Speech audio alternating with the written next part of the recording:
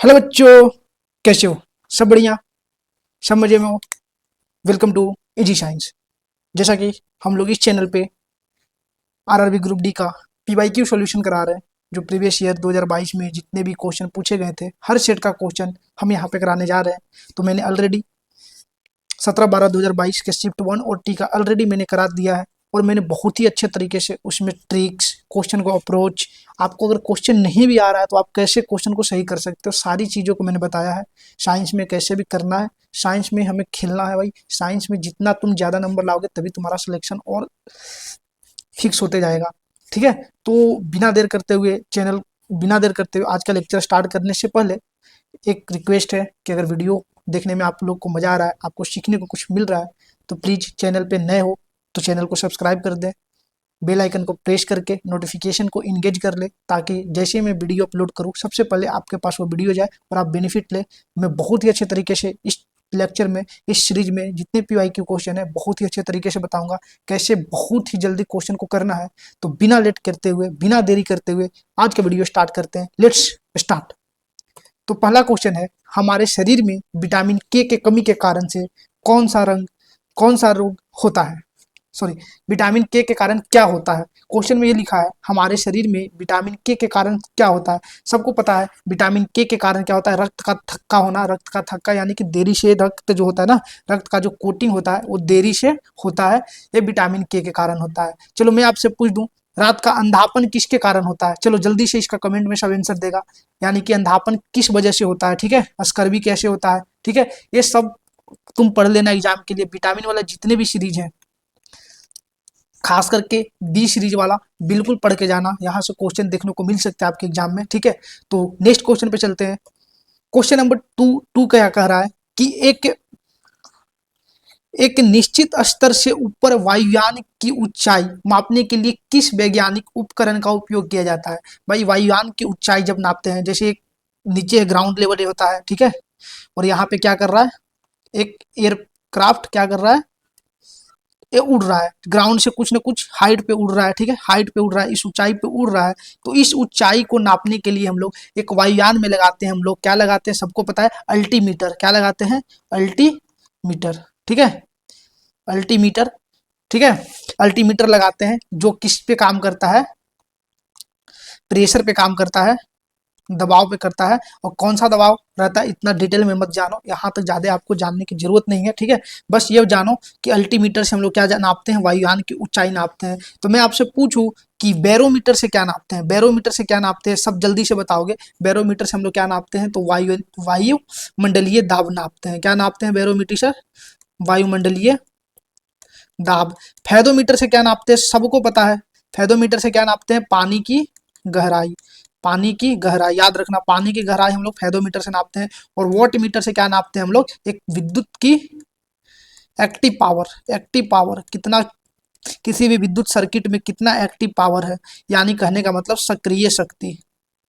सक्रिय शक्ति को हम लोग क्या करते हैं, मापते हैं। ठीक है, तो क्वेश्चन नंबर 2 का राइट आंसर क्या होगा, अल्टीमीटर। ठीक है, क्वेश्चन नंबर 3 पे चलते हैं। क्वेश्चन नंबर 3 कह रहा है, माना एक परिपथ में 220 वोल्ट की विद्युत आपूर्ति लाइन पर कई विद्युत लैंपे बल्बों का उपयोग करने की आवश्यकता होती है और उन्हें 10 वाट के रूप में अंकित रेट किया जाता है। यदि अधिकतम अनुमत धारा 10 एम्पियर है तो 220 लाइन के दो तारों के बीच एक दूसरे के समांतर में जोड़ जा सके ने वाले लैंपों की संख्या कितनी होगी? ये बहुत ही वीवीआई आज का सबसे खूबसूरत क्वेश्चन था, ये इस सेट में सबसे मस्त क्वेश्चन था। बहुत सारे बच्चों ने इस क्वेश्चन को नहीं किया होगा क्योंकि उनको पता ही नहीं है। एक तो सबसे पहला डे इतना ज्यादा लंबा चौड़ा देख के वो डर जाएंगे।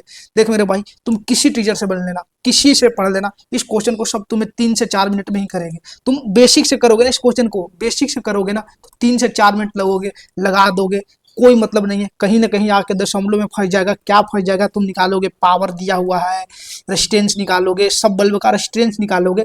ऐसे करना ही नहीं है, बिल्कुल नहीं करना है। मैंने बताया है, मैंने अगेन बता रहा हूँ, मेरा एक विद्युत धारा का स्पेशल सीरीज मैंने बताया है, 5 लेक्चर है उसमें, जाओ उसमें डिटेल से मैंने विद्युत धारा के हर चीज को इजी ट्रिक में बताया है, कितने जल्दी क्वेश्चन को कर सकते हो।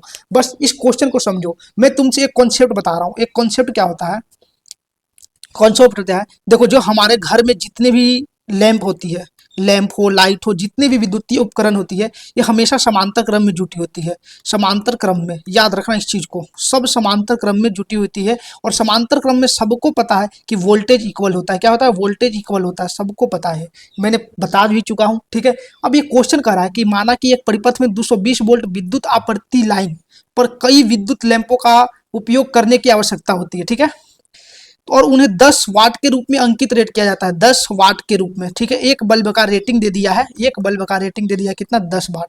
ठीक है, यदि अधिकतम अनुमत धारा 10 एम्पियर है, कितना है अधिकतम अनुमत धारा? एक बल्ब जो ले रहा है वो 10 एम्पियर का धारा ले रहा है, 10 एम्पियर का धारा ले रहा है एक बल्ब। ठीक है, ठीक है, 220 वोल्ट लाइन के दो तारों के बीच एक दूसरे के समांतर में जोड़े जा सकने वाले लैंपों की संख्या। जैसे देखो, यह है 220, ठीक है, एक तार है, ठीक है, इन दोनों के बीच का विभवांतर है 220 वोल्ट। ठीक है, इनमें कितने तुम समांतर में क्या करोगे? कितने समांतर में तुम क्या जोड़ सकते हो? लैंपों की संख्या पूछ रहा है।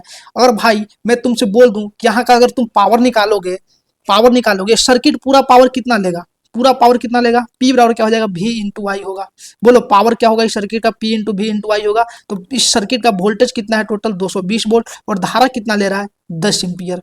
तो कितना आ जाएगा ये? 220 इंटू 10 यानी कि 2200 वाट। ये सर्किट जो होगा ना, ये पूरा वाट ले, इतना वाट का पावर लेगा, इतना शक्ति लेगा, इतना पावर लेगा। कितना लेगा?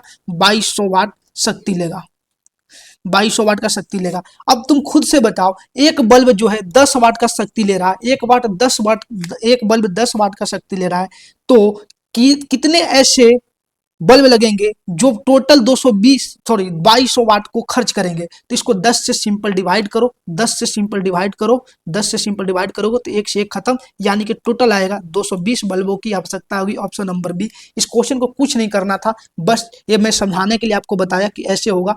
क्वेश्चन ऐसे क्वेश्चन आना है, विद्युत धारा का कोई क्वेश्चन कलम बिना उठाए बना सकते हो। जैसे ही बोला समांतर क्रम में जोड़ना है, ठीक है, सबका वोल्टेज रेटिंग सेम होता है। बोल दिया 10 वाट का रेटिंग का बल्ब कितने लगेंगे, तो 220 में सीधे 10 से गुना करो और सीधे लिखो 2200, मन में ही करो, और इसको 10 से भागा दे दो, क्योंकि वोट और वोट के तुम काटोगे तो समान राशि है, कट जाएगा तो इस संख्या में आ जाएगा। तो आ जाएगा कितना? 10 से 1 मिनट तो बचेगा कितना? 220। Option number B. ये हुआ क्वेश्चन करने का, काम करने का तरीका। बाकी तुम देखोगे इस क्वेश्चन का सोल्यूशन कहीं भी बुक में देख लेना, वो फलना ढिमका क्या किया है, रेजिस्टेंस निकाला है, वोल्टेज निकाला है, करंट निकाला है, हर बल्ब का क्या करना है, ऐसे करने की कोई जरूरत नहीं है। बस there is the wastage of time, बस टाइम का वेस्टेड है। कॉन्सेप्ट से खेलो, करो, बस काम खत्म, पैसा हजम, इससे ज्यादा कुछ नहीं। ये सबसे खूबसूरत क्वेश्चन था इस सेट का। ठीक है, तो नेक्स्ट क्वेश्चन पे चलते हैं। इस क्वेश्चन में बहुत अगर मजा आया होगा तो भाई एक लाइक और सब्सक्राइब जरूर करना, कमेंट बिल्कुल करना। ठीक है, तो चलते हैं नेक्स्ट क्वेश्चन पे। क्वेश्चन नंबर 4 कर रहा है, रासायनिक समीकरणों को संतुलित करने की क्या आवश्यकता है? चलो भाई, रासायनिक समीकरणों को संतुलित करने की क्या आवश्यकता है? भाई कोई भी रासायनिक समीकरण लिखते हैं, जैसे suppose that A plus B है और मैं इधर लिख रहा हूँ A B, कुछ भी मिल रहा है, तो इधर को बोलते हैं हम लोग, क्या बोलते हैं इधर को? क्या बोलते हैं? रिएक्टेंट बोलते हैं, अभिकारक बोलते हैं, और इधर जो मिलता है हमें उसको उत्पाद बोलते हैं। ठीक है, तो इनमें अगर किसी भी कोई भी इधर तत्व हो सकता है, यौगिक हो सकता है, कुछ भी हो सकता है। ठीक है, अगर ये रासायनिक समीकरण करते हैं तो हमारा मेन मोटिव होता है कि इनके जो द्रव्यमान है उनको संरक्षण किया जाए। इधर भी द्रव्यमान सेम होना चाहिए और इधर भी द्रव्यमान इक्वल होना चाहिए, इधर भी और इधर भी, किसी भी तत्व का जो इक्वल इधर होना चाहिए इक्वल इधर भी होना चाहिए। क्योंकि भाई मेरे को पता है द्रव्यमान को हम लोग क्या कर सकते हैं, ना उत्पन्न कर सकते हैं ना ही उसको नष्ट कर सकते हैं, बट लेकिन उसको संरक्षण कर सकते हैं। तो इस क्वेश्चन का राइट आंसर क्या होगा? द्रव्यमान संरक्षण के लिए, नियम को संतुष्ट करने के लिए। बोलो भाई मजा आया? चलो नेक्स्ट क्वेश्चन पे चलते हैं। न्यूलैंड के क्वेश्चन बहुत ही इजी है भाई, सबको पता है। न्यूलैंड के अष्टक नियम के किन दो तत्वों के गुण समाये गए थे? तो वो था लिथियम और कौन था? सोडियम। चलो क्वेश्चन नंबर नेक्स्ट पे चलते हैं, क्वेश्चन नंबर 6। क्वेश्चन नंबर 6 पे चलते हैं। Question number 6 very very important question है, सबको पता है। ये क्वेश्चन कुछ नहीं है, जिसने दिमाग लाया खेला खेल गया। देखो, निम्नलिखित रासायनिक अभिक्रिया के संतुलित अभिक्रिया है barium sulphate plus aluminium chloride, barium chloride और एल्युमिनियम सल्फेट। ये नाम दिया हुआ है, ठीक है, रासायनिक के नाम दिया हुआ है, और इसका वो सूत्र कहीं ना कहीं लिखा हुआ है। ठीक है, उसका रासायनिक सूत्र लिखा हुआ है, रासायनिक फॉर्मूला लिख दिया है, और आपसे पूछ दिया है कौन सा संतुलित अभिक्रिया है। मेरे भाई ऐसे ऐसे क्वेश्चन को मैं करने का तरीका बता रहा हूँ, सिंपल सा तरीका है। ठीक है, देखो क्या है, किसी एक को पकड़ लो, सिंपल। इसमें अगर मैं बेरियम को देख रहा हूँ, ठीक है, किसी एक को पकड़ो, इधर मैं सिंपल देख रहा हूँ, क्लोरीन को देख रहा हूँ, ठीक है, इधर क्लोरीन कितने हैं, 2 हैं, इधर क्लोरीन कितने हैं, 2 हैं, ठीक है, क्लोरीन तो क्लोरीन 2 मिल रहे हैं। चलो और एक को देखो, एक को देख रहे हैं, इधर SO4 को देख रहे हैं, SO4 का ये होल 2 है, ठीक है, इधर ये होल है, ठीक है, ये याद रखना सब, SO4 3 के होल 3 है, ऐसे है, ठीक है, याद रखना ये वाला जो है ना होल 3 है, ठीक है, SO4 के होल 3 है, ऐसे है ऑप्शन में। तो किसी एक को पकड़ो, अगर एक भी आपका मिल जा रहा है, एक भी आपका मिल जा रहा है, तभी उस क्वेश्चन को आगे करना। अगर एक भी नहीं मिला, देख जैसे यहाँ पे देखा जाए, एल्युमिनियम क्या है, इतना कितने, इधर एल्युमिनियम कितना है, 2 है, इधर एल्युमिनियम देखो तो 4 दूना 8 है, तो ये तो हो ही नहीं सकता। किसी एक को भी अगर किसी में पकड़ लिया तुम, अगर एक हो रहा है तो अगला चेक करना, अगर नहीं हो रहा है तो छोड़ के भाग जाना उस ऑप्शन को, नेक्स्ट ऑप्शन पर तुरंत चले जाना, टाइम व्यर्थ नहीं करना है। सेम एज इट इज इसमें देखोगे तो यहाँ पे अगर तुम देखोगे एल्युमिनियम क्लोराइड, तो एल्युमिनियम यहाँ पे कितने हैं, 2 हैं, और इधर एल्युमिनियम देखेगा तो SO4 के होल 3, यानी कि 3 दूना कितना हो गया, एल्युमिनियम Al2SO4 के होल 3, ठीक है। तो यहाँ पे भी अगर देखा जाए तो 3 दूना 6 एल्युमिनियम इधर है, ठीक है, और 2 इधर से पहले है, तो ये भी एल्युमिनियम में ही मिल रहा है। ऑप्शन नंबर सी में जाओगे तो देखो यहाँ पे कितने हैं एल्युमिनियम, यहाँ पे अगर देखोगे ऑप्शन नंबर सी में, तो इधर देखो 3 बेरियम है, इधर देखो तो 3 बेरियम इधर भी है। SO4 को देखो, SO4 इधर कितने हैं, 3 है, इधर SO4 कितना है, SO4 के होल 3 लिखा हुआ है, तो SO4 इधर भी 3 है, ठीक है, ये दोनों मिल रहे हैं। एल्युमिनियम देखो, इधर एल्युमिनियम 2 है, इधर एल्युमिनियम कितने हैं, 2 है, Al2 है, ठीक है, इधर कैल्शियम कितने हैं, क्लोरीन कितने हैं, 2 है, इधर क्लोरीन कितने हैं, 2 है, तो यही ऑप्शन एक है जो मिल रहा है। तो इस क्वेश्चन का राइट आंसर हो जाएगा सी। सबको पता है, लेकिन इसमें टाइम वेस्ट नहीं करना है, किसी एक को देखना है, और एक मिल रहा है तभी उसमें आगे को देखना, मतलब मत देखना, सीधे निकल जाना अगले ऑप्शन पे। चलो नेक्स्ट क्वेश्चन पे चलते हैं, क्वेश्चन नंबर 7। क्वेश्चन नंबर 7 बोल रहा है, कौन सी एक गर्भ निरोधक तकनीक गर्भाशय के भीतर शुक्राणुओं के भक्ष कानून क्रिया को बढ़ाती है। बहुत खूबसूरत सा क्वेश्चन है, देखो यार प्रजनन का क्वेश्चन है, ठीक है, कहाँ सा है, प्रजनन सा है, प्रजनन, ठीक है। तो गर्भ निरोधक यानी कि कह रहा है कि गर्भाशय का बात होता है, जब भी गर्भाशय का बात आता है तो ये बात आती है महिलाओं के लिए। हमेशा क्वेश्चन में हमें क्या लगाना है, महिलाओं के लिए होता है, क्वेश्चन में हमेशा ऑपरेच लगाना है, कॉमन सेंस लगाना है, तभी तुम साइंस का क्वेश्चन सही कर पाओगे। बात हो रही है महिलाओं के लिए, तो यहाँ पे पुरुष देखो कंडोम क्या करता है, पुरुष इस्तेमाल करता, तो ये कभी होगा नहीं, ठीक है। गर्भ निरोधक का गोलियां कौन कौन खा सकता है, पुरुष और महिला। गर्भ निरोधक, गर्भ की बात हो रही है तो महिलाओं में होती है, तो पुरुष तो बिल्कुल नहीं ले सकता, ये ऑप्शन हो सकता है, ठीक है। शल्य चिकित्सक ये भी हो सकता है और ये भी हो सकता है, लेकिन पूछा जा रहा है क्या ना इस क्वेश्चन में कि गर्भाशय के भीतर शुक्राणुओं की भक्ष कानून क्रिया को बढ़ाती है। तो भाई देखो बता रहा हूँ, कॉपर टी एक ऐसा है, कॉपर टी ऐसा होता है, एक टी जैसा रहता है संरचना, टी जैसा संरचना रहता है, ठीक है, ऐसा रहता है, इसमें 2 धागे ऐसे रहते हैं, इस पे कॉपर के वो रहते हैं, किए रहते हैं, ठीक है, कुंडलित ऐसे रहते हैं, ठीक है। ये कॉपर टी क्या करते हैं, ये महिलाएं अपनी योनि के रास्ते से, वेजाइना के रास्ते से क्या करते हैं, इसको अपने वेजाइना के रास्ते से गर्भाशय में क्या करते हैं, इसको प्लॉट करते हैं, गर्भाशय में इसको क्या करते हैं, डालते हैं, ताकि ये जब पुरुष का यहाँ से स्पर्म जाता है तो क्या करता है, ये स्पर्म को क्या करता है, इस यहाँ से कॉपर के आयन निकलते हैं, और इस स्पर्म की जो शक्ति है, जो स्ट्रेंथ है, उसको क्या करते हैं, कम करते हैं, उसको नष्ट करते हैं। इसलिए ये सबसे बढ़िया विधि है कॉपर टी का उपयोग करना गर्भ निरोधक में। शल्य चिकित्सक के पास जाना चाहिए सलाह के लिए, लेकिन जो हुआ क्या पूछ रहा है, शुक्राणुओं को भक्षकाणु यानी कि उसको खत्म करने का कौन क्रिया को बढ़ाता है, तो कॉपर टी का उपयोग, ठीक है। ये मौखिक गर्भ निरोधक के उपयोग ये कभी भी किसी भी महिला को नहीं खाना चाहिए, नहीं तो बहुत उसको प्रॉब्लम होता है, ठीक है, ये कभी नहीं खाना चाहिए। तो इस क्वेश्चन का राइट आंसर होगा 7 का ए, ऑप्शन नंबर ए। चलो नेक्स्ट क्वेश्चन पे चलते हैं। क्वेश्चन नंबर 8 है, कह रहा है कि प्रकाश की एक किरण अंतरा पृष्ठ पर आपतित होती है तो अंतरा पृष्ठ के लंबवत 2 माध्यम को अलग करती है, तो आपतित किरण और अपवर्तित किरण के बीच का कोण निम्न में से कौन सा होगा। ये बहुत ही जबरदस्त क्वेश्चन था, पता नहीं बंदे ने क्या किया। इस क्वेश्चन का राइट आंसर होगा 0। बोलो कि सर कैसे होगा 0, मैं बता देता हूं। जैसे देखो, एक है प्रकाश की कोई किरण है, देखो प्रकाश की एक किरण है, एक है माध्यम, ठीक है, ठीक है, एक माध्यम है, इसके अंतरा पृष्ठ का मतलब इंटरफेस पे इसके अंदर जा रहा है, तो क्या कर इसके लंबवत आपतित हो रही है। लंबवत जब भी आपतित होती है, लंबवत जब पड़ती है, तो वो क्या करता है, वो सीधे किसी भी झुका में, किसी भी दिशा में वो झुकता नहीं। जैसे हमने पढ़ा है प्रकाश के अपवर्तन में, जब एक माध्यम से वो दूसरे माध्यम में जाती है तो क्या होता है, एक माध्यम है इधर और एक माध्यम इधर है, इधर से जाता है तो प्रकाश क्या करता है, अभिलंब से दूर जाता है या अभिलंब से क्या होता है, नजदीक आता है, ऐसे होता है ना, अभिलंब से दूर जाता है या अभिलंब की ओर आता है, दो चीज होती है। लेकिन यहाँ बोल रहा है क्या कि जो प्रकाश है उसके लंबवत लंबवत बोल रहा है, तो लंबवत जैसे ही आती है ना, और जब उसके इंटरफेस, इंटरफेस कहने का मतलब अंतरापृष्ठ, यानी कि इसके अंदर जब जाती है ना, तो किसी भी दिशा में ना झुकती है, कहीं नहीं जाती है, और सीधा उसी दिशा में चली जाती है। तो इस तरह से आपतित और आपतन कोण आई साइन आई और साइन आर के जो बीच का कोण होता है ना, साइन आई और साइन आर का बीच का जो कोण होता है 0 होता है, इसलिए इसका जो ऑप्शन होगा, option number A is the right answer. चलो नेक्स्ट क्वेश्चन देखते हैं, क्वेश्चन नंबर 9 पे कर रहा है कि निम्नलिखित में से कौन सा ब्लीचिंग पाउडर का उपयोग नहीं है। ए है पीने का पानी का कीटाणु मुक्त बनाना, सोडा एसिड अग्निशमन यंत्रों में, कई रासायनिक उद्योगों में ऑक्सीकरण एजेंट के रूप में, केक पकाने के रूप में, केक पकाने के रूप में। अब देखो भाई, मुझे नहीं पता है कि ब्लीचिंग पाउडर का क्या क्या उपयोग है, तुम्हें नहीं पता, तुम पहली बार गए हो एग्जाम देने, तुम्हें पता नहीं है, लेकिन बस इतना तो पता होगा ना, ब्लीचिंग पाउडर सब बचपन में देखा होगा कि नालियों पर छिड़काव करते हैं हम लोग, ब्लीचिंग पाउडर का नालियों पर क्या करते हैं, छिड़काव करते हैं, छिड़काव करते हैं। जब गंदगी होती है, ज्यादा बैक्टीरिया कीटाणु उटाणु जब आने लगते हैं, तो हम लोग क्या करते हैं, नालियों पर ब्लीचिंग पाउडर डाल देते हैं ताकि हमारा साफ सफाई रहे। तो भाई एक तो दिमाग में हमारा सबसे पहला यही गया, कॉमन सेंस ये गया कि ब्लीचिंग पाउडर वो चीज होती है। तो भाई ब्लीचिंग पाउडर का क्या हम लोग खाने में उपयोग करते हैं, तो एक ऐसा ऑप्शन है, ऑप्शन नंबर 4, केक पकाने में, यानी कि ये भाई एक रसायन है ब्लीचिंग पाउडर, ठीक है, ब्लीचिंग पाउडर क्या है, रसायन है एक प्रकार का, तो इसका क्या हम खाने में उपयोग कर सकते हैं। सिंपल सा था, कॉमन सेंस वाला क्वेश्चन था, ठीक है, यानी कि क्वेश्चन पूछा उपयोग नहीं है तो सीधे मारो, केक पकाने में हम लोग उपयोग नहीं करते, option number B is the right answer for this question.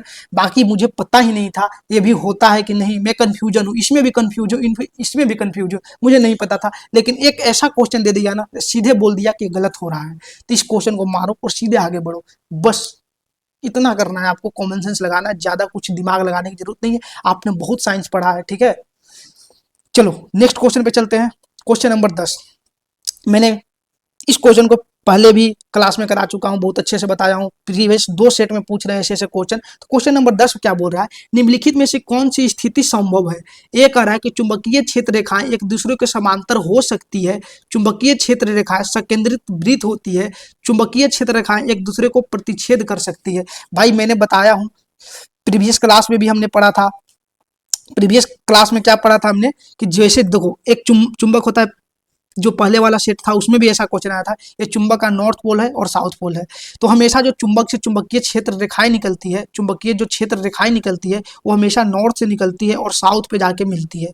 क्या होती है, नॉर्थ से निकलती है और साउथ पे जाके मिलती है, सॉरी ऐसे आके साउथ पे टर्मिनेट होती है, नॉर्थ से निकलती है और साउथ पे जाके खत्म होती है। चुंबक के बाहर की जब भी पूछे तो नॉर्थ से साउथ, और जब चुंबक की अंदर पूछे तो जाती है साउथ से नॉर्थ। याद रखना इस चीज को, क्वेश्चन पूछा है चुंबक के अंदर कैसे जाता है, साउथ टू नॉर्थ, चुंबक के अंदर, याद रखना चुंबक के अंदर, चुंबक के अंदर कैसे जाता है, साउथ टू नॉर्थ, और चुंबक के जब भी बाहर आएगा तो कैसे जाता है, नॉर्थ टू साउथ, ठीक है। तो ये पूछ रहा है कि देखो चुंबकीय क्षेत्र रेखा एक दूसरे के समानांतर हो सकती है, हाँ भाई बिल्कुल हो सकती है, क्योंकि बहुत सारे चुंबकीय क्षेत्र रेखा निकल के देखो यहाँ पे समानांतर है ना, ये ऐसे जाएगी, ऐसे जाएगी, ऐसे जाएगी, ऐसे जाएगी, ऐसे जाएगी, ऐसे जाएगी, ऐसे जाएगी, ऐसे जाएगी, ऐसे जाएगी, इधर से भी जा सकता है। तो ये बात बिल्कुल सही है, बिल्कुल सही है, क्या है, बिल्कुल सही है, इधर से जाएगी, इधर से जाएगी, इधर जाके मिलेगी, ठीक है, बिल्कुल सही है। फिर बोल रहा है कि चुंबकीय क्षेत्र का एक संकेंद्रित वृत्त होती है, देखो तो एक सर्कल जैसा फॉर्मेशन बना रहा है ना, तो ये भी सही है, ये भी सही है, और क्या है, बी भी सही है। चलो क्वेश्चन नंबर सी देख रहे हैं, सी क्या बोल रहा है, ऑप्शन नंबर, चुंबकीय क्षेत्र रेखा एक दूसरे को प्रतिच्छेद कर सकती है। मेरे भाई ये कभी तुम देख लेगा ना, कभी ये प्रतिच्छेद आपस में किसी को नहीं करती है, कभी किसी को इंटरसेक्ट नहीं कर सकती, तुम फिगर से देख सकते हो, तो इसको ये सी ऑप्शन नहीं होगा, तो ऑप्शन नंबर क्या होगा, ए और बी। ए और बी कहाँ गया, ए और बी दोनों होगा, जैसे तूने देखा, ठीक है, इस क्वेश्चन को ऑप्शन समझ में आ गया। चलो आगे चलते हैं क्वेश्चन नंबर 11 पे। चलो भाई क्वेश्चन नंबर 11 बहुत ही इजी क्वेश्चन है, अगर सबको पता है तो बहुत अच्छे तरीके से करोगे, ठीक है। चलो क्वेश्चन बोल रहा है क्या, क्वेश्चन बोला है क्या, एक छात्र गोलीय दर्पण का उपयोग करके कागज का एक शीट पर सूर्य को तीव्र प्रतिबिंब को केंद्रित करता है जो कुछ देर बाद जलने लगती है, तो दर्पण के बारे में निम्नलिखित में से कौन सा कथन सही है। देखो भाई ये बोल रहा है क्या, गोलीय दर्पण, ठीक है, गोलीय दर्पण 2 प्रकार का होता है, सबको पता है गोलीय दर्पण कितने प्रकार के होते हैं, 2 प्रकार के, दो प्रकार का होता है, एक होता है मेरा अवतल और एक होता है हमारा उत्तल, ठीक है। तो अवतल दर्पण में क्या होता है, जैसे देखो इसने क्या बोला, मैं मान के चलूं कि अवतल दर्पण है, ठीक है, अवतल दर्पण है, अवतल दर्पण है, क्या बोला इसने, एक गोलीय दर्पण लिया और इसको सूर्य के सामने क्या किया, सूर्य के सामने क्या किया, सूर्य के सामने रखा, इस सूर्य के से क्या आ रही है, इसकी लाइट आ रही है, ठीक है। यहाँ पे एक कागज का शीट रखा, ठीक है, क्या रखा, कागज का शीट रखा, ठीक है, तीव्र प्रतिबिंब को केंद्रित करता है, ठीक है। एक कागज का उसने शीट रखा इस पे, चलो यहाँ पे हमने कागज का शीट रख दिया, ये क्या है, कागज का शीट है। अब देखो यार, मैं कह रहा हूं कि जैसे ही मैंने गोलीय दर्पण को यहाँ पे रखा, ठीक है, गोलीय दर्पण को एक अवतल दर्पण को रखा, तो क्या करेगा, प्रकाश आएगा और इस जो कागज पे पड़ेगा, ये जो प्रकाश आया इस कागज पे पड़ेगा, तो कागज क्या हो रहा है, जल उठ रहा है, बोल रहा है क्वेश्चन में, कागज क्या हो रहा है, तीर प्रतिबिंबित को केंद्रित कर रहा है, यहाँ पे पूरा प्रकाश आ रहा है। तो एक अवतल दर्पण जो होता है हमारा, उसकी जो फोकस दूरी होती है, क्या होती है, फोकस दूरी क्या होती है, हमेशा नेगेटिव होती है अवतल दर्पण की, ठीक है। फोकस दूरी अवतल दर्पण की क्या होती है, नेगेटिव होती है। ये अवतल दर्पण के कारण ही क्या हो रहा है, ये प्रकाश को क्या कर रहा है, यहाँ से पार कर रहा है और क्या कर रहा है, यहाँ पे जाकर सब पूरा तीव्र यानी कि बहुत ही हाई इंटेंसिटी के साथ ये क्या कर रहा है, यहाँ पे इस कागज पे जाके केंद्रित हो जा रहे हैं, पढ़ रहे हैं वहां पे, जिसके बाद एक क्या होता है, एक कागज जल उठता है। इसी वजह से ये कौन सा दर्पण है, अवतल, एक प्रकार का अवतल गोलीय दर्पण है। और सबको पता है कि अवतल दर्पण की फोकस दूरी नेगेटिव होती है, तो यहाँ पे पूछ रहा है फोकस दूरी धनात्मक होती है, ये नहीं होगा। और अवतल दर्पण को ही हम लोग क्या बोलते हैं, एक अभिसारी दर्पण बोलते हैं। तो इस क्वेश्चन का राइट आंसर क्या होगा, ए और सी। कहाँ है, ऑप्शन नंबर बी में है ए और सी, तो इस क्वेश्चन का राइट आंसर बी होगा, A option A miss typing है। चलो ठीक है, क्वेश्चन नंबर 11 समझ में आया। क्वेश्चन नंबर 12 पे चलते हैं। क्वेश्चन नंबर 12 बोल रहा है क्या, चलो बहुत ही अच्छा सा क्वेश्चन है। क्वेश्चन नंबर 12 बोल रहा है रक्षक कोशिकाएं की प्रक्रिया में शामिल क्या होती है। रक्षक कोशिकाएं मैंने पहले भी बताया था, रक्षक कोशिकाएं पौधों में क्या करती है, स्वेद का उपयोग करती है, ठीक है। स्वेद क्या होता है, सबको पता है। स्वेद क्या होता है, एक प्रकार की प्रक्रिया होती है, एक प्रोसेस है, क्या है, एक प्रोसेस है, जो किसी भी पौधों, क्या है, किसी भी पौधों, जैसे कोई भी एक पौधा है, ठीक है, कोई भी पौधा है, इस पौधे के जड़ों के द्वारा, इस पौधा का जो जड़ है, उस जड़ के द्वारा मिट्टी से क्या किया जाता है, मिट्टी से, इस जड़ के मिट्टी से, जैसे जड़ है मिट्टी में है, यहाँ पे मिट्टी है, इस मिट्टी से क्या किया जाता है, पानी को अवशोषित किया जाता है। पानी को क्या करते हैं, अवशोषित करते हैं, और अवशोषित करके क्या करते हैं, इस पौधे के माध्यम से इसके हर तरह के पत्तियों रंध्रों के साथ क्या करते हैं, जलवाष्प की तरह इसको मुक्त करने की कोशिश करते हैं। समझ आ रहे हो क्या होता है, रक्षक कोशिकाओं की काम क्या होती है, प्रक्रिया में क्या होती है, स्वेद होती है, वाष्पन, जो बोलते हैं ना जलवाष्प का रूप, स्वेद ही उसको बोलते हैं यार। जैसे स्वेद होता है ना, पसीना को निकलना, उसी तरह से जलवाष्प भी कराती है, मिट्टी से पानी को अवशोषित करती है, ठीक है। तो यही काम करता है कौन, रक्षक कोशिकाओं की प्रक्रिया में शामिल रहती है। चलो ठीक है, क्वेश्चन नंबर 13 नंबर पे चलते हैं। क्वेश्चन नंबर 13 मैं बता रहा हूँ, अगेन आया है विद्युत धारा का क्वेश्चन, ये हर सेट में आया है, हर सेट में ऐसा क्वेश्चन आएगा। मैंने बताया था same as it is question आ गया है, वही क्वेश्चन आया है। इस क्वेश्चन का राइट आंसर क्या होगा, क्वेश्चन पढ़ो, धड़ाम सुकून खत्म करो। क्या बोल रहा है, दो तार ए और बी एक ही पदार्थ से बने हैं और उनकी लंबाई समान है, लेकिन अनुप्रस्थ काट का क्षेत्रफल अलग अलग है। यदि तार ए का प्रतिरोध तार बी के प्रतिरोध का 16 गुना है, तो तार ए का अनुप्रस्थ काट और तार बी के अनुप्रस्थ काट का क्षेत्रफल, प्रतिरोध और अनुप्रस्थ काट का पूछा है, आर और रो का पूछा है, ठीक है, आर और रो का पूछा है ना, आर और रो का पूछा है रेशियो, ठीक है, अनुप्रस्थ काट का क्षेत्रफल पूछा है, तो रो ए और रो बी का रेशियो पूछा है। तो इस क्वेश्चन का राइट आंसर क्या हो जाएगा, 1:16 ही हो जाएगा। पढ़ो, क्वेश्चन को पढ़ा वही सिंपल, क्योंकि ये जो होता है ना, रो जो होता है वो डायरेक्टली प्रोपोर्शनल टू रेजिस्टेंस आता है। बोलो सर कैसे आता है, कैसे आता है, देखो मेरे भाई, आर बराबर क्या होता है, मैंने पहले भी कक्षा में बताया, पिछले वाली क्लास में same as it is question पूछा था, इस क्वेश्चन को पढ़ना था। आर बराबर क्या होता है, रो L/A होता है, ठीक है। अगर तुम यहाँ से पूछ दिया है क्या, पदार्थ बने हैं उनकी लंबाई समान है, क्या है, लंबाई समान है, एक ही पदार्थ से बने, रो कांस्टेंट है, ठीक है, लंबाई समान है, ठीक है। अगर मैं तुमसे पूछूं कि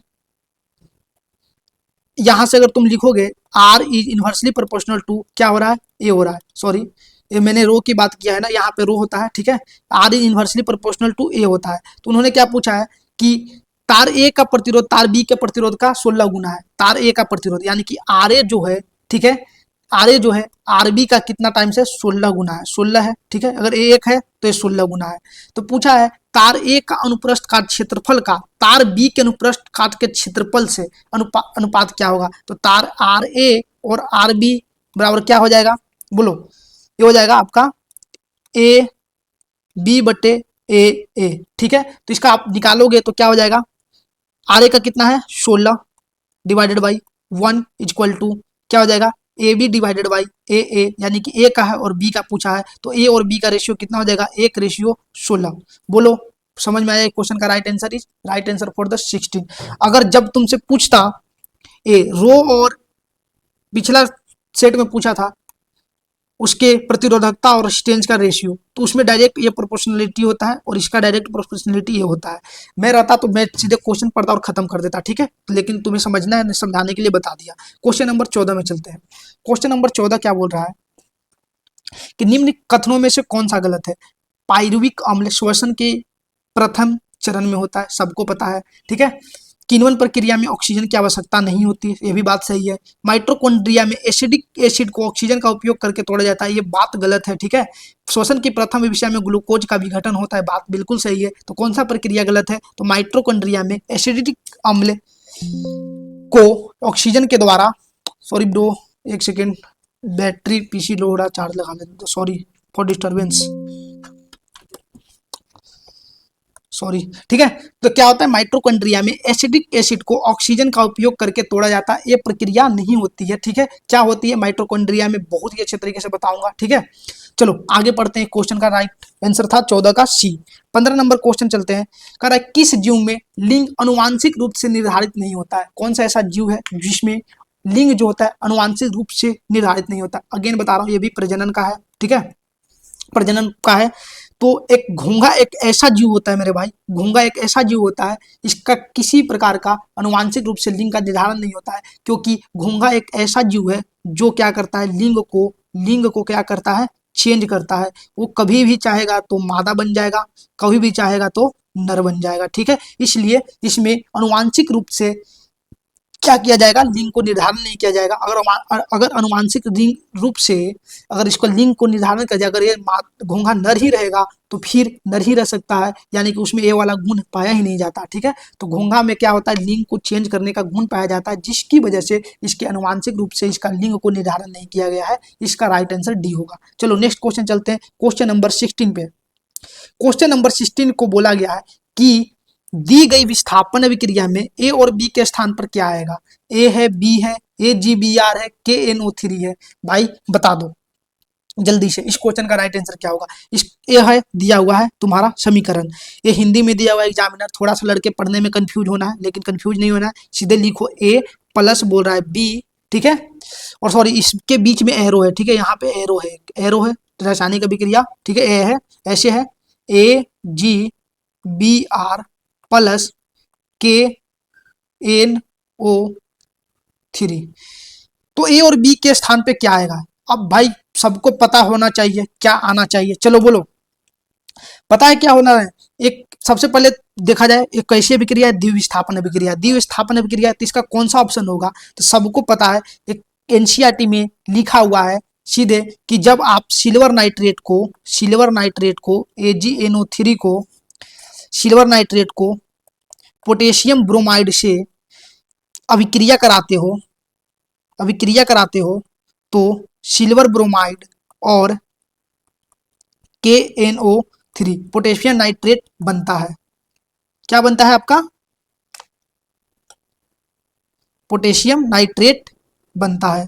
ये एनसीईआरटी में एग्जाम्पल लिखा हुआ है, जाके देख लेना है, उठा के वहीं से क्वेश्चन पूछ दिया है, ठीक है। तो ए और बी के जगह पे क्या आएगा AgNO3 KBr पोटेशियम ब्रोमाइड, यानी कि option number C is the right answer. पढ़ना पड़ेगा, ठीक है। ये AgBr क्या बोलते हैं, सिल्वर ब्रोमाइड होता है। सिल्वर ब्रोमाइड का यूज कहाँ हम लोग करते हैं, तो इसको फोटोग्राफी में यूज करते हैं। कहाँ करते हैं, सिनेमा में फोटोग्राफिक में सिल्वर ब्रोमाइड का यूज करते हैं, ठीक है। सिल्वर फोटोग्राफिक में इसका रंग कैसा होता है, रंग याद रखना, ये हल्का पीले रंग का होता है, ठीक है, हल्के पीले रंग का। पोटेशियम नाइट्रेट का कहाँ यूज करते हैं, तो याद रखना पोटेशियम नाइट्रेट का यूज हम लोग कहाँ करते हैं, खाद को संरक्षण करने में। जितने भी खाद होते हैं ना, खाद उर्वरक, उसको संरक्षण में किया जाता है, ठीक है। कहीं कहीं जो आतिशबाजी होती है, पटाखा छोड़ा जाता है, उसमें भी कहाँ कहीं न कहीं क्या किया जाता है, आतिशबाजी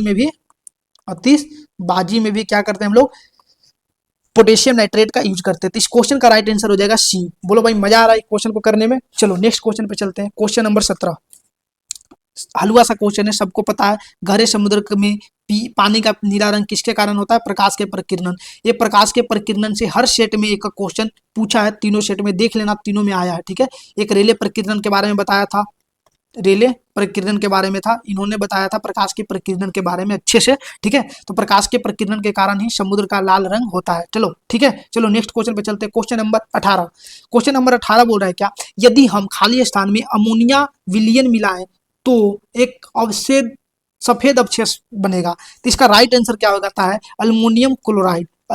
अल्मोनियम क्लोराइड को जब आप क्या करते हो, अमोनिया के विलयन NH4 के क्या करते हो आप, इसके विलयन यानी कि जल को, विलयन करने मतलब जल के साथ मिलाते हो, तो एक हमको बनता है एल्युमिनियम हाइड्रा ऑक्साइड। क्या बनता है, एल्युमिनियम हाइड्रा ऑक्साइड बनता है, ठीक है। प्लस हमको मिलता है अमोनिया क्लोराइड NH4Cl3। क्या मिलता है, अमोनिया क्लोराइड, ठीक है, Cl। अब इसको संतुलित करते हैं तो इसका हमारा संतुलन जब होता है तो ये हो जाता है 3, और इधर हो जाएगा आपका H हो जाएगा, तो ये 3, और इधर हो जाएगा AOH एल्युमिनियम हाइड्रोक्साइड का 3, और ये हो जाएगा आपका 3NH4Cl, ठीक है। और ये जो मिलता है ना एल्युमिनियम हाइड्रोक्साइड, इसी को बोलते हैं हम लोग एक सफेद अवक्षेप के रूप में मिलता है। ये भी आपका क्लास 10th में जाना, वहाँ पे एग्जाम्पल दिया हुआ है, वहीं से एनसीईआरटी वालों ने उठाया है, ठीक है। रेलवे आजकल यही कर रहा है, एनसीईआरटी से उठा रहा है और सीधे चिपका दे रहा है, ठीक है। तो एल्युमिनियम क्लोराइड को जब आप पे अमोनिया के साथ, ठीक है, अमोनिया के साथ विलयन में जब मिलाते हो तो एल्युमिनियम हाइड्रोक्साइड के रूप में एक सफेद अवक्षेप मिलता है, ठीक है। और साथ ही साथ अमोनियम क्लोराइड भी हमें मिलता है। चलो इस चीज को याद रखना, इस एग्जाम्पल को याद रखना। चलो इस कैसी अभिक्रिया है, किस प्रकार का अभिक्रिया है, सब बताएगा, कमेंट में इसका आंसर देगा कैसी अभिक्रिया है। चलो ऑप्शन इसका सब आंसर बताएगा। चलो क्वेश्चन नंबर 19 में चलते हैं। क्वेश्चन नंबर 19 बहुत ही मजा वाला क्वेश्चन है। कार के एक पश्च दर्पण से के रूप में उपयोग किए जाने वाले उत्तल दर्पण की फोकस दूरी 2 मीटर है। यदि एक बस दर्पण से 3 मीटर की दूरी पर स्थित है तो उसका प्रतिबिंब कहाँ बनेगा। देख मेरे भाई, और जिसको नहीं आता है ना, तो इसमें से दो क्वेश्चन तो दो दो ऑप्शन वैसे ही छाट देगा। कैसे छाटेगा, कॉमन सेंस से। देखो तुम बाइक चला रहे हो, तुम हो बाबू बाइक चला रहे हो, ठीक है, क्या चला रहे हो, बाइक चला रहे हो, ठीक है, बाइक चला रहे हो, ठीक है, बाइक चला रहे हो, बाइक पे तुम बैठे हो, तुम्हारा यह है क्या है, पीछे वाला दर्पण है, क्या है, दर्पण है, दर्पण है, ठीक, तुम बाइक चला रहे हो और तेरे पीछे एक बस आ रही है। क्या आ रही है, बस आ रही है, ठीक है, बस आ रही है, तो तुम बस से क्या चल रहे हो, आगे चल रहे हो, बस से आगे चल रहे हो, तभी तो तुम बस को देख पा रहे हो ना। यानी कि तुम जब भी देखो तो दर्पण के कहाँ बन रहा है, पीछे ही तो बन रहा है, तुम्हारे पीछे ही तो बन रहा है ना, तुम्हारे पीछे ही ना। ये फोटो जो बस का बन रहा है तुम्हारे दर्पण के पीछे बन रहा है। तो सबसे पहला बात कि जो हमारा जो प्रतिबिंब है वो हमेशा दर्पण के पीछे बनने वाला है। इतना तो पता चल गया। नहीं तो सबको पता है उत्तल दर्पण में क्या होता है, प्रतिबिंब हमेशा पीछे बनता है। तो ऑप्शन नंबर सी और डी ही हो सकता है दर्पण के पीछे। ऑप्शन नंबर ए और बी कभी हो नहीं सकता है। सिंपल सा लॉजिक लगा, उत्तल दर्पण में हमेशा जो होता है क्या बनता है, जो प्रतिबिंब बनता है वो दर्पण के पीछे बनता है। अब दर्पण के पीछे बनता है और बाकी चीजों दे दिया है, यहाँ पे फोकस दूरी दे दिया है आपका, कितना दिया है, 2। चलो उत्तल दर्पण का फोकस दूरी क्या होता है भाई, फोकस दूरी होता है हमारा पॉजिटिव होता है, बोलो सबको पता है। वस्तु दूरी क्या होता है, ऑब्जेक्ट का जो डिस्टेंस होता है, वस्तु दूरी क्या होता है, हमेशा नेगेटिव होता है। तो अब बस सबको पता है 1/f equal to 1/v plus 1/u। जब तुम इस पे कैलकुलेशन करोगे, चलो कैलकुलेशन कर देते, तो 1/f कितना हो जाएगा, 1/2 प्लस 1/v, यानी कि प्रतिबिंब दूरी पूछ रहा है, ये हो जाएगा प्लस और माइनस में चला जाएगा 1/3। बोलो बुझ रहा है कि नहीं। माइनस कैसे कर दिया भाई, -3 लेंगे ना, यू बराबर हम लोग -3 लेंगे ना, तो ये प्लस होगा तो माइनस कर देगा।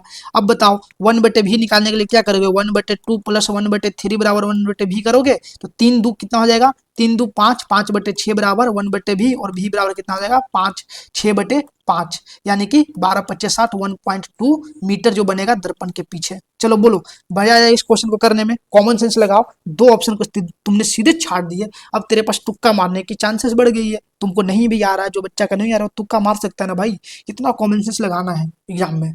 चलो क्वेश्चन नंबर 20, क्वेश्चन नंबर 20 कह रहा है निम्नलिखित में से क्या एक मानव कोशिका का उदाहरण है जो अपने आकार को रूपांतरित करने की क्षमता रखता है। सबको पता है WBC एक ऐसी है जो अपने क्या करता है, अपने आकार को रूपांतरित करता है। WBC का एक अन्य नाम के नाम से जाना जाता है, इसको क्या बोलते हैं, ल्यूकोसाइट भी बोलते हैं। क्या बोलते हैं, ल्यूकोसाइट से भी बोलते हैं WBC को। सबको पता है WBC को ल्यूकोसाइट भी बोलते हैं, ठीक है। हमारे शरीर में बहुत ही तरीके से क्या करता है, प्रतिरक्षा के लिए करता है, प्रतिरक्षा की तरह काम करता है, प्रतिरक्षा प्रणाली की तरह ये वर्क करता है WBC।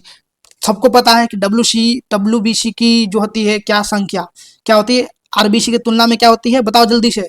WBC की क्या होती है, WBC की जो संख्या होती है RBC की तुलना में क्या होती है, ये हमेशा क्या होती है भाई, कम होती है, ठीक है। बड़ी तो होती है लेकिन कम होती है, कितना होती है इसका सब आंसर बताएंगे। WBC की संख्या कितना होती है और RBC की संख्या कितना होती है, आपके लिए क्वेश्चन है, आप लोग बताएंगे इसका कमेंट में आंसर। चलो नेक्स्ट क्वेश्चन पे चलते हैं, क्वेश्चन नंबर 21। चलो भाई ये सब सेट में पूछा है, ये सिंपल सा क्वेश्चन है।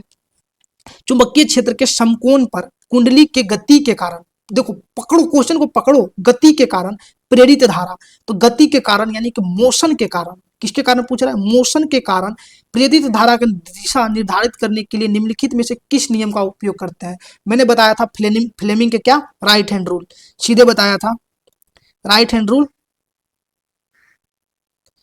राइट हैंड रूल बताया था ना। ये होता है गति बताता है, और ये प्रेरित धारा बताता है, और ये बी बताता है, एम बताता है, कल भी बताया था, सेकंड शिफ्ट में एक क्वेश्चन पूछा था। तो फ्लेमिंग के दाएं हाथ से क्या निकलता है, इस गति के कारण क्या होता है, यहाँ पे प्रेरित धारा होती है। तो फ्लेमिंग के दाएं हाथ का नियम से हम लोग करते हैं। फ्लेमिंग का दाएं हाथ का नियम किसके लिए यूज किया जाता है, सबको बताया था, जनरेटर ट्रिक भी बताया था। मैक्स फ्लेमिंग के बाएं हाथ से मोटर को निकालते हैं, ठीक है, मोटर का। चलो क्वेश्चन नंबर 22 पे चलते हैं। क्वेश्चन नंबर 22 भाई, एक गुर्दे वाली जो बात है ना, गुर्दे वाली, इससे तीनों सेट में क्वेश्चन पूछा है 17 तारीख को। शिफ्ट 1 में भी पूछा, शिफ्ट 2 में भी पूछा, शिफ्ट 3 में पूछा। और इस तीनों के तीनों क्वेश्चन कहाँ से पूछे, एनसीईआरटी के क्लास 10 के बुक से छाप दिया क्वेश्चन, उठा दिया बीच में से लाइन और डाल दिया। एग्जामिनर क्या कर रहा है आजकल, एनसीईआरटी से बहुत खेल रहा है, तो तुम्हें भी एनसीईआरटी के एग्जाम एनसीईआरटी से पढ़ना पड़ेगा। तो बोल रहा है कि निम्नलिखित में से कौन सा पदार्थ मानव गुर्दे में नेफ्रॉन के नलिकाकार भाग द्वारा प्रारंभिक निस्पंदन को चुनिंदा रूप से पुनः अवशोषित होते हैं। तो वो है आपका ग्लूकोज, जल, लवण और एमिनो अम्ल, ठीक है। ये देखो मैंने दिखा दिया यहाँ पे क्वेश्चन में, यहाँ पे देखो, सॉरी बैक करते हैं, बैक करते हैं, ये देखो यहाँ पे मैंने दिखा दिया है, मानव में उत्सर्जन पढ़ाया गया है, ठीक है। यहाँ पे ऑलरेडी यहाँ पे इन्होंने दिखाया है कि जैसे निस्पंदन होता है तो यहाँ पे ग्लूकोज, एमिनो अम्ल और लवण की प्रचुर मात्रा में जल रहते हैं, ठीक है। ये वाला सीधे उठा दिया था यहाँ से क्वेश्चन यहाँ पे, और यही चीज पूछा था निस्पंदन के दौरान। इसको बड़ा कर देता हूं मैं, देखो ग्लूकोज, एमिनो अम्ल, लवण और प्रचुर मात्रा में जल रहते हैं जब निस्पंदन किया जाता है, ठीक है। जब स्टार्टिंग में जब उसका निस्पंदन यानी कि चुनिंदा रूप से जब किया जाता है तो जो अवशोषित रहते हैं नेफ्रॉन में, ठीक है, वो क्या क्या रहते हैं, ग्लूकोज, एमिनो अम्ल, लवण और प्रचुर मात्रा में जल रहते हैं। तो ये क्वेश्चन यहाँ से उठाया था एनसीईआरटी के बुक से, और ये पूछ दिया था। इस राइट को आंसर क्या हो जाएगा, क्वेश्चन नंबर सी। आपको एनसीईआरटी पढ़ना पड़ेगा सिलेक्शन लेने के लिए, साइंस के लिए। और मैं एनसीईआरटी का कोर्स पे हमारा काम चल रहा है अभी, एनसीईआरटी का कंटेंट लेके आ रहे हैं, और मैं पढ़ाऊंगा 6 to 10 एनसीईआरटी, क्योंकि भाई 6th क्लास से भी क्वेश्चन उठा के डाल देता है, फोटो उठाता है और डाल देता है। बच्चे कंफ्यूज हो जाते हैं क्योंकि उन्होंने तो पढ़ा 8 से 10th तक, सॉरी 9th और 10th पढ़ते हैं एनसीईआरटी। लेकिन भाई मैं इसके कंटेंट पे काम हो रहा है, बहुत ही जल्द कोर्स लॉन्च होगा एनसीईआरटी से रिलेटेड। पूरे साइंस को अच्छे तरीके से कराएंगे, हर तरीका बताएंगे, हर ट्रिक बताया जाएगा, कैसे साइंस से डरने की कोई जरूरत नहीं है। तो क्वेश्चन नंबर चलते हैं नेक्स्ट पे। क्वेश्चन नंबर 23 कह रहा है क्या, क्वेश्चन नंबर 23 कह रहा है आपका, समूह 16 के तत्वों से निम्नलिखित में किसमें अधिकतम अधातु गुण होते हैं। सबसे अधात्विक गुण समूह 16 वाला कौन है भाई, मेरा ऑक्सीजन है, सबको पता है। चलो क्वेश्चन नंबर 24, क्वेश्चन नंबर 24 मेरा अगर एक ट्रिक होगा ना तो सब बता देगा। निम्नलिखित धातुओं की प्रतिक्रियाशीलता के घटते क्रम में व्यवस्थित करें, यानी कि सबसे कम रिएक्टिव क्या होता था, मैंने एक कल ट्रिक बताया था, ठीक है। सबसे पहला दिन भी पूछा था क्वेश्चन, कहो ना कहो में जो आशिक फिर से पैदा हुआ, और लास्ट में आपको क्या याद करना था, लास्ट में 3 चीज को याद करने के लिए बोला था मैंने, 4 चीज को, सॉरी, मैंने 4 चीज को आपको याद करने के लिए बोला था, और वो 4 चीज क्या क्या थी कि लास्ट वाला याद रखना, सबसे नीचे वाला होता है कॉपर, एचजी, एजी और एयू। बस ये 4 चीज अगर जिसको याद है नीचे वाला, एक क्वेश्चन को कर ले जाएगा। क्वेश्चन को कैसे कर ले जाएगा, क्योंकि कॉपर घटते क्रम में बोला है ना, घटते क्रम में, तो सबसे ज्यादा किसका होता है, तो सबसे कम किसका होगा भाई, एयू का होगा, एयू का होगा। फिर किसका होगा, एयू किसी ऑप्शन में नहीं है, तो यानी कि ये 3 ऑप्शन देखो, सबसे कम होगा कॉपर का, फिर एचजी का और एजी का। तो देखो, तो कॉपर, एचजी और एजी, 3 यही तो लाइन से मिल रहे हैं, बाकी किसी भी ऑप्शन में नहीं मिल रहे, तो ऑप्शन नंबर ए को पढ़ो और सीधे काटो और आगे बढ़ो। ज्यादा हमें नहीं देखना है, पूरा नहीं लिखना है, कॉन्सेप्ट को याद रखो, चीजों को मैंने बताया है, कॉपर, एचजी, एजी और एयू, 4 को याद रखो। कॉपर का होगा कम, कॉपर का ज्यादा होगा, एचजी का कम होगा, फिर एजी का इससे भी कम होगा, ठीक है। इधर क्या था, इधर बताया था लेस रिएक्टिव होते हैं, और इधर क्या होता है, मोर रिएक्टिव होते हैं। तो घटते क्रम में यानी कि सबसे ज्यादा किसका होता है, पोटेशियम का, नाइट्रोजन का, जिंक का। जब तुम सबको करोगे तो बैठाने में समय लगेगा, लेकिन समय नहीं लगाना है हमें। 3 चीज नीचे का पता है, ये चीजें 3 चीजें मैंने बता चुकी है, बता दिया है, तो सिर्फ ये 3 चीज से पकड़ो और सीधे खेलो। कौन सा ऑप्शन में 3 चीज को व्यवस्थित किया गया है वो देखो, नहीं है सीधे मारो और बढ़ो, ठीक है। यही करना है, इससे ज्यादा कुछ नहीं करना है। आज का लास्ट क्वेश्चन है, किसी प्रतिरोध की प्रतिरोधकता निम्नलिखित में से किस कारक पर निर्भर करता है, बोलो भाई, तापमान पे क्या करता है,